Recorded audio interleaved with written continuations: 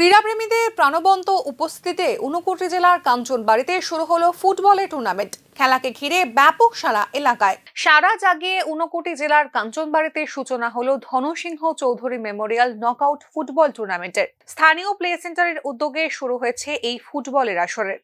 Kanchanbari school মাঠে বৃহস্পতিবার আয়োজিত উদ্বোধনী ম্যাচে মুখোমুখি হয় ভাই ভাই একাদশ এবং মেইথি ওয়ারিয়ার্স।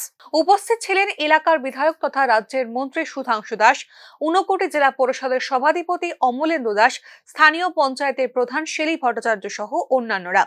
খেলার শুরু থেকেই টান টান উত্তেজনায় শেষ পর্যন্ত চলতে থাকে ম্যাচ।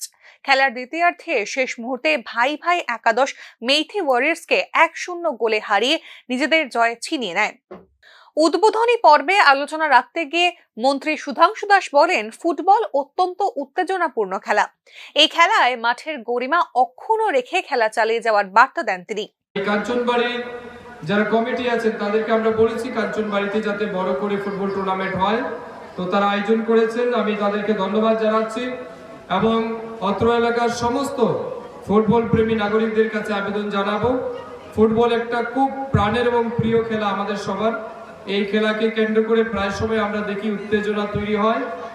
আগামী যতদিন খেলা চলবে আপনারা সবাই সহযোগিতা করবেন, মাঠে ডিসিপ্লিন বজায় রাখবেন, খেলোয়াড় যারা আসবেন তাদের মধ্যেও ডিসিপ্লিন বজায় রাখতে হবে।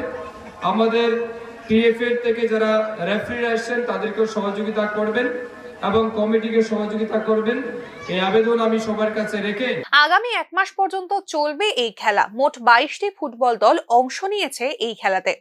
চূড়ান্ত পর্যায়ের ম্যাচে চ্যাম্পিয়ন দলের জন্য 50,000 এবং রানার্স দলের জন্য 25,000 টাকা এবং ট্রফি তুলে দেওয়া হয়েছে আয়োজকদের তরফে। খেলাকে ঘিরে এদিন বেশ উৎসাহ পরিলক্ষিত হয় এলাকার ফুটবল প্রেমীদের মধ্যে। Bureau report, news now.